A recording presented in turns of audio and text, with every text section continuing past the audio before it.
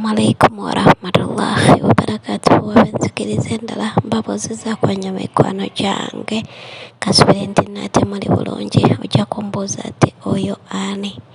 Olunaku olwaleero nkuleeteddeko ku ddoboozi lya mami wa Becky biki bye yayogedde naye nga akyattamwa n'ebyomwana naye mwennyini ayinza okuba nga ekituufu nga takitegeera. Okitegeera mukwano gwange, oyo omwana ye Becky abadde bamukayanira famire yasoose nga bagamba nti bw'atyo we yali afaanana nga muto.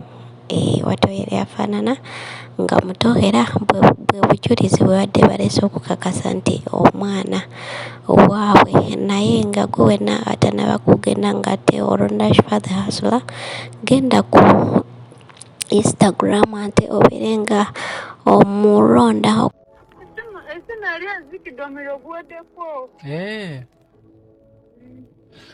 Kakati tubadde tukyayogeramu nti ono abadde amuliko ku kitanda abadde amujjanjaba, ye yatugamba nti yamulonda bulonzi. Ne twebuuza nti maama asuubula atya omwana ku bbaasi n'afa gatambula n'amuleka nti agende gy'agenda. Naye nga mu butuufu kankubuulire ssebo. Ye maama. Mu bulamu bw'ensi muno teri muzadde. Genda wali ku Instagram obeere nga omulonda ate bamulonze okubeera nga avuganya ku kifo kya upcoming best blogger of the year 2022 ng'era link ogenda kuba nga ogisanga mu description. Tulonda tutya, ogenda commentinga n'erinnya lya The Hustler emirundi 5 naye nga aka hashtag aka_password3 oba nga tokerabira byonna ogenda mbisangayo mu description. Engeri gy'ogenda okuwandiikamu erinnya eryo oba komenti eyo mukwano gwange, ate tulabike nga towangulira award eyo naye nga kankulekere maama ng'ate akunnyonnyola ku bikwatagana ku Becky. Mbagala nnyo, mbagaliza ebisinga obulungi. Assalamu alaikum warahmatullahi wabarakatuh. Yakubanga abaana bange, yavuluganga abaana bange, Becky yamukubisanga waaya payipu bonna n'omuto. Kaganda embeera nga bwakubanze bwakuba bo. Nga siyina kyakukola. Moreover nali maze okufuna olubuto. Nali maze okufuna olubuto. Nga Becky alwadde. Nga batuggalira mu nnyumba teri kufuluma. Ebiseera bya COVID ebyo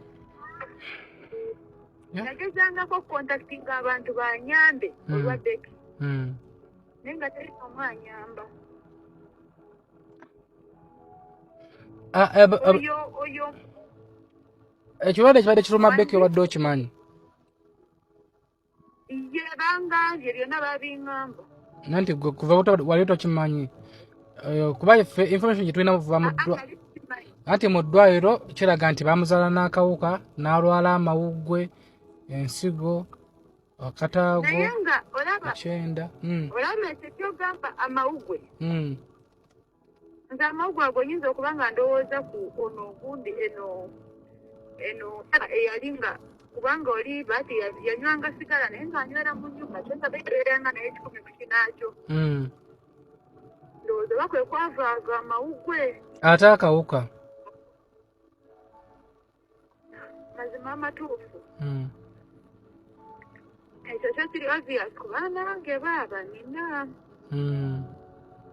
nange nina naye nange ningenze zuula nti zudde luno. Wamuzaala wali tomanyi nti olina?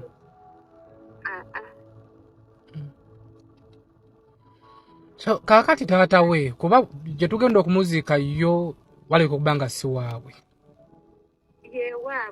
Ye waabwe.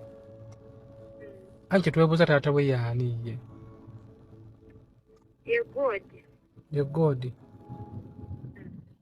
Wa famire eno? Wa famire eno. Neno famire ekimanyi? Ekimanyi kyemayinza olina okuba nga ekimanyi. Olaba bwe nalabanga embeera eganye omukadde yajjako eno entebe nga nkyabeera ntebe najjako nga yagala mutwala Mm. naye nga jasaze kumulabako Mm.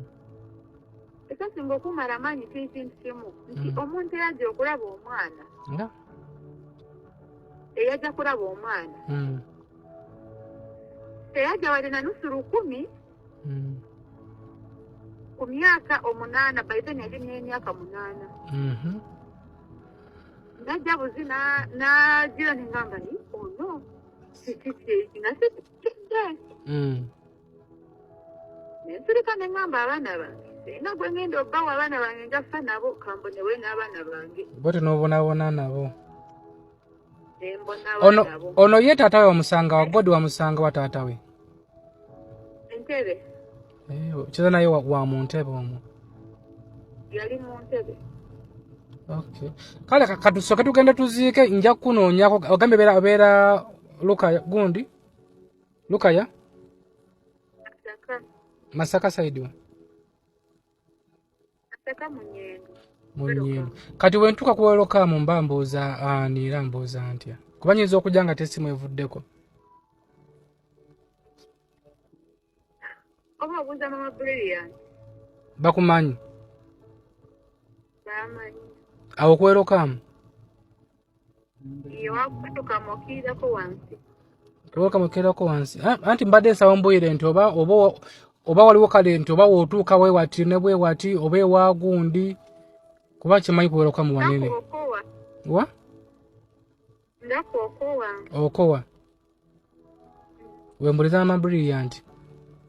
naye banenga mbadde ate munnange byonna binaavaayo ku saidi eyo nja kuba nga mbikutuusako wano ku Shifa The Hustler naye nga tufune ekyokuyiga abazadde naddala ku saidi yaffe abakyala.